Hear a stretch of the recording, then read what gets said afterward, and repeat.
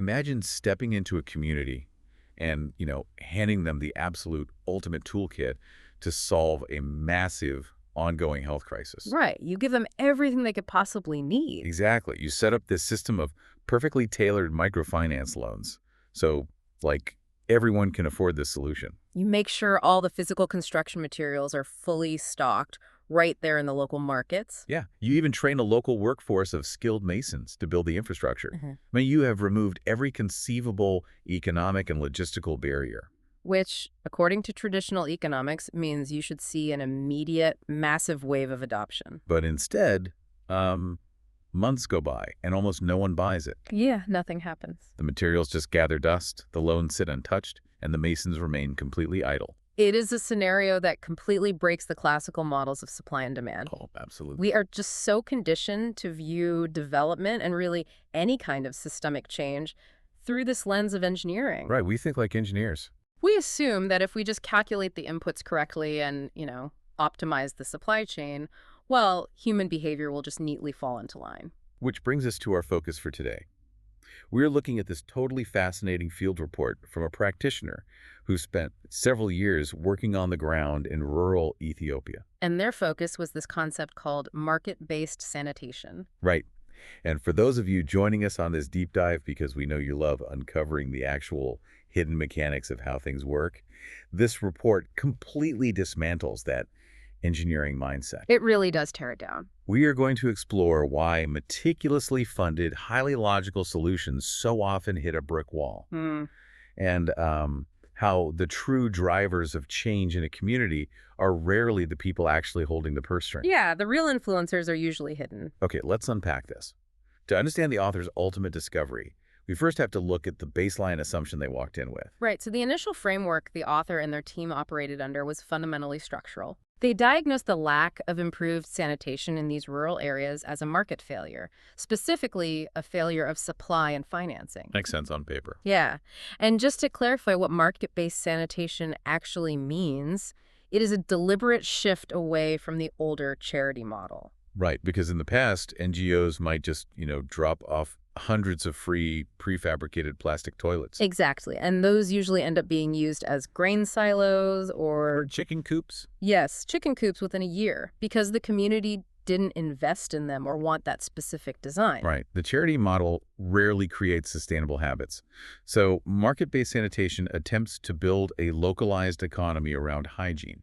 And the mechanics of the program were deeply analytical. I mean, they worked with local microfinance institutions to design loan products specifically structured around the local agricultural harvest. Which is smart, meaning farmers could pay off the loan when they actually had cash on hand. Exactly. And they ensured that hardware stalls in the local markets carried the right PVC pipes, the rebar, the cement. And they trained local men as masons to pour the concrete slabs. The logic is just airtight. It really is. You align the financial incentives, you localize the supply chain, and you build local capacity. Because the assumption is that once the friction of acquiring the toilet is removed, a household will naturally choose to upgrade their sanitation. Because the health benefits are so obvious, right? Right. But that is exactly where the theory collided with the reality on the ground. Yeah, the reality is always messier. The author spent countless days visiting these households, tracking the data, and conducting interviews with community leaders and local business owners. And they shadowed the health extension workers too, right? Yes, they did. And these are local individuals, mostly women, employed by the state to walk door to door through the communities. Just going house to house. Yeah, and they carry these flip charts explaining the transmission of waterborne diseases, the dangers of cholera, the financial cost of clinic visits. So they were delivering a highly rational, health-based pitch. A completely logical pitch. And despite the loans, the masons, and the door-to-door health education, The needle barely moved. barely moved at all. The supply chain was functioning perfectly, but the demand was totally stagnant. Which is wild. And this failure forced the author to look past the logistics and, start analyzing the actual household dynamics. They had to ask, who actually makes the decision to buy a concrete slab and hire a mason? And that question unlocked the entire puzzle, didn't it? It did. A very rigid pattern emerged regarding the flow of capital within these agrarian households. Okay, so who held the money? The person who controlled the major financial decisions, like the one who would sign for the microfinance loan or sell a goat to pay the mason, was the husband. He managed the surplus capital. Exactly. Wait, I want to push back on the author's methodology here for a second. Okay, go ahead. If the structural reality of these households is that the men control the wallet, why wouldn't development programs just pivot their marketing directly to the men? That is the logical next step, right? Yeah, like, why isn't the guy with the wallet the target audience? If the health pitch from the extension workers isn't landing, you just change the pitch. Right. Make it a business case. Exactly. You approach the husband and frame the toilet as a capital improvement to his property. You calculate the lost labor days when his family gets sick with a waterborne illness, and you show him the return on investment of buying the toilet. It is a very common pivot in these types of programs, actually. But it didn't work. No, and the author's field notes explain exactly why that abstract ROI pitch fails so completely. Why is that?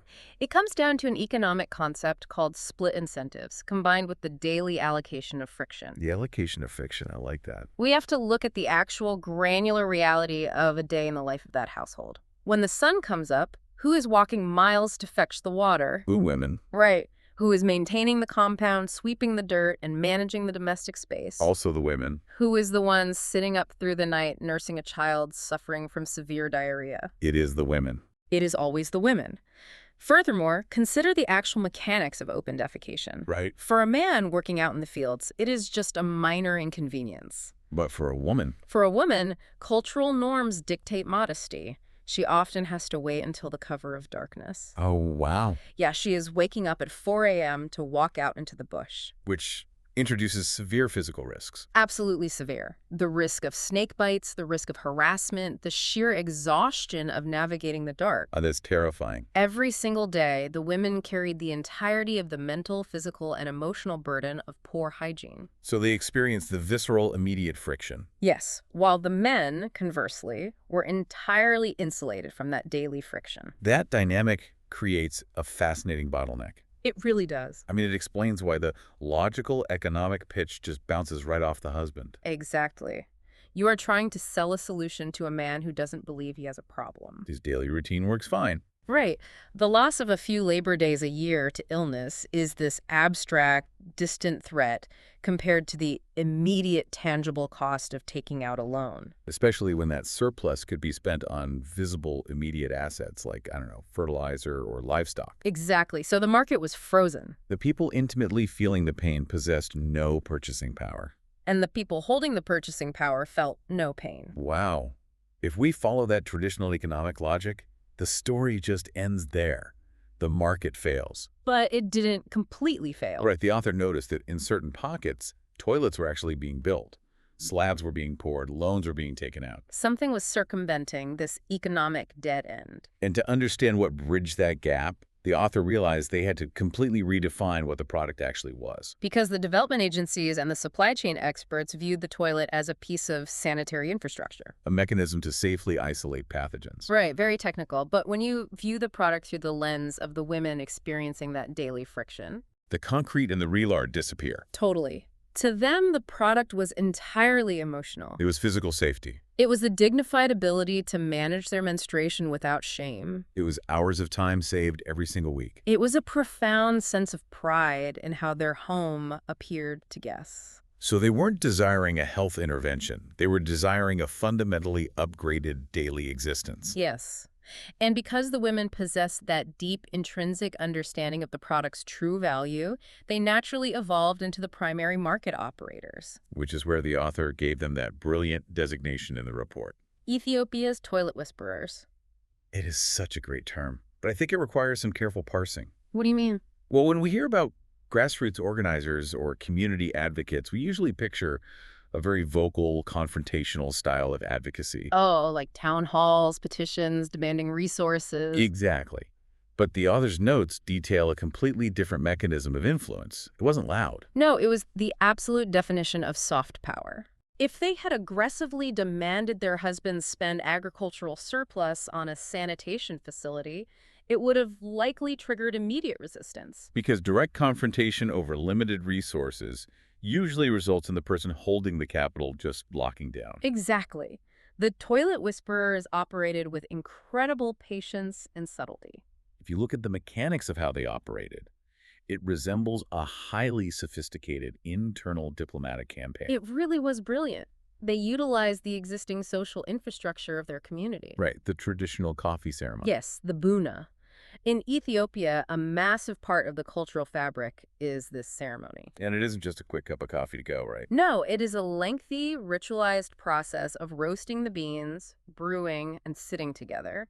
It basically functions as the primary social and informational network for the women. That is where the groundwork was laid. Yeah, during these ceremonies, the women wouldn't just hand out health pamphlets. Of course not. They would share stories. Exactly. A woman whose household recently built a latrine would casually mention how much easier her mornings were. Or they would discuss the embarrassment of having relatives visit from another village and not having a proper place for them to go. They slowly built a coalition of desire, Shifting the cultural norm so that lacking a toilet began to feel like a social deficit. and they engineered peer pressure, but routed it through the lens of social status. And the way they translated that pressure to their husbands is the real masterstroke. It is amazing. They didn't pitch the husband on health metrics. They pitched him on his own pride. Right. They would gently plant the idea over weeks or months, tying the construction of the latrine to his status as a provider. Nurturing the concept so organically that by the time the harvest came in and capital was available, the husband often believed the idea to build the toilet was his own. What's fascinating here is the timeline of behavior change. This process totally defies the quarterly reporting cycles of most development agencies. Oh, definitely. A health extension worker making a 15-minute pitch at the door just cannot compete with a wife subtly reshaping her husband's priorities over a 6-month harvest cycle. They can't. The most successful, sustainable sanitation investments the author analyzed were never the result of a sudden, rational calculation prompted by a supply chain intervention. No, they were the culmination of a quiet, relentless campaign of persuasion by the person who had the most to gain. Which fundamentally upends the assumption of who the target audience actually is. The women didn't have the money, but they had the influence to direct where the money went. Exactly. And as we pan out from the specific context of rural Ethiopia, the author makes a really compelling argument that these toilet whisperers didn't just solve a local logistical issue. No, they proved a universal law of behavioral economics. If we connect this to the bigger picture, the lesson extends far beyond international development. The core principle demonstrated by these women is that human beings, regardless of geography or income bracket, do not buy products. Right. They buy solutions to emotional problems. They buy convenience, they buy status, they buy peace of mind. The physical object, whether it is a concrete slab, a piece of software, or a car, is merely the vehicle required to deliver that emotional outcome. The author uses a really striking parallel to illustrate this, looking at how the private telecommunications sector operated in those exact same rural regions. This comparison is brilliant. It is, because while the sanitation programs were struggling to convince households to buy a $20 latrine slab for the sake of their physical health, Those same households were actively finding ways to purchase mobile phones and prepaid scratch cards. the contrast is totally jarring, but the mechanics behind it perfectly validate the whisperer's approach. Yeah, the telecom companies did not enter those remote, low-income areas marketing the technical specifications of their networks. They didn't run campaigns explaining the gigahertz of their processors or the engineering of their cell towers. Because nobody buys a phone to own an arrangement of silicon chips. Nobody cares about the chips. Exactly. The private sector understood that they were selling connection to family members working in the cities. They were selling economic opportunity through mobile money transfers. They were selling a modern identity. They focused entirely on the emotional and practical desires of the user, making the product highly relevant and desirable. They mastered the software of human motivation, whereas the sanitation programs were solely focused on distributing the hardware. We fall into this trap constantly. We get so obsessed with the elegance of our supply chains or the technical superiority of our deliverables that we completely forget to ask what actually motivates the end user. It is a massive blind spot. I want you, the listener, to really think about this in the context of your own decisions.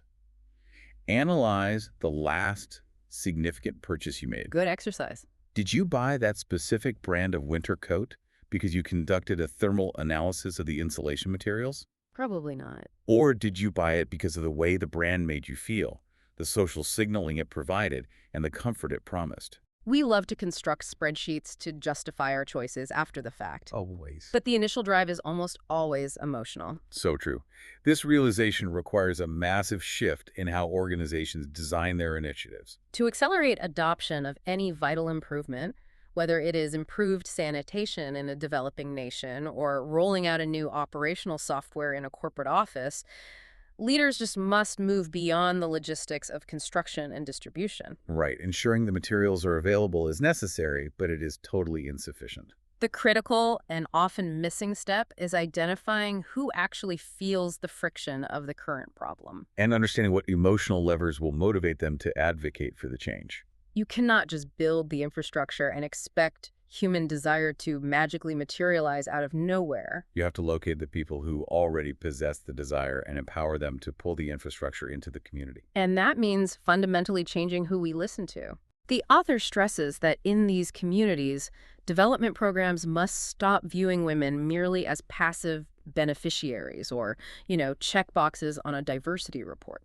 They cannot just be participants sitting quietly in a focus group while the men discuss the finances. Programs must actively recognize these women as the primary architects of demand. They are the true decision makers and the vital change agents. Because the evidence proves that even when they are structurally excluded from holding the wallet, they ultimately determine the destination of the capital. Right.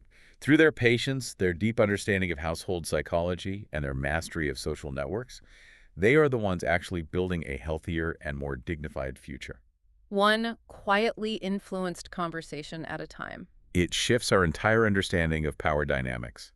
Authority and influence are not always synonymous. Not at all. The person with the formal authority to sign the check is often entirely dependent on the person wielding the informal influence to tell them what the check should be written for. So, what does this all mean for you? That is the big question. We promised at the beginning that this deep dive would uncover the hidden mechanics of how the world works. And the story of the Toilet Whisperers offers a profoundly practical lens for your own life. It really challenges us to audit our own strategies for persuasion and change. Think about the initiatives you are trying to push forward right now. Yeah, maybe you are trying to sell a new project to your executive board. Or convince your local city council to change a zoning law. Or even just trying to get your family to adopt a new routine at home. Look at where your initiative is stalled. Are you currently acting like the early sanitation programs? Are you stubbornly marching into the CEO's office or the town hall, armed with technical specifications and logical ROI spreadsheets? Right. When a perfectly mapped supply chain trying to force a rational argument onto someone who doesn't feel the daily friction of the problem. Because if you are likely hitting that exact same wall. You are pitching the person with the wallet, but ignoring the psychology of the user. The lesson from rural Ethiopia is to step back and find your whisperers. Who, in your organization or your community, is waking up every day and actually dealing with the friction of the broken system? Understand their emotional reality. Empower them. Because if you want to build a bridge, sometimes the absolute worst thing you can do is act like an engineer. You have to act like a whisperer and build the demand from the inside out. Thank you so much for joining us on this deep dive. Keep looking beneath the surface.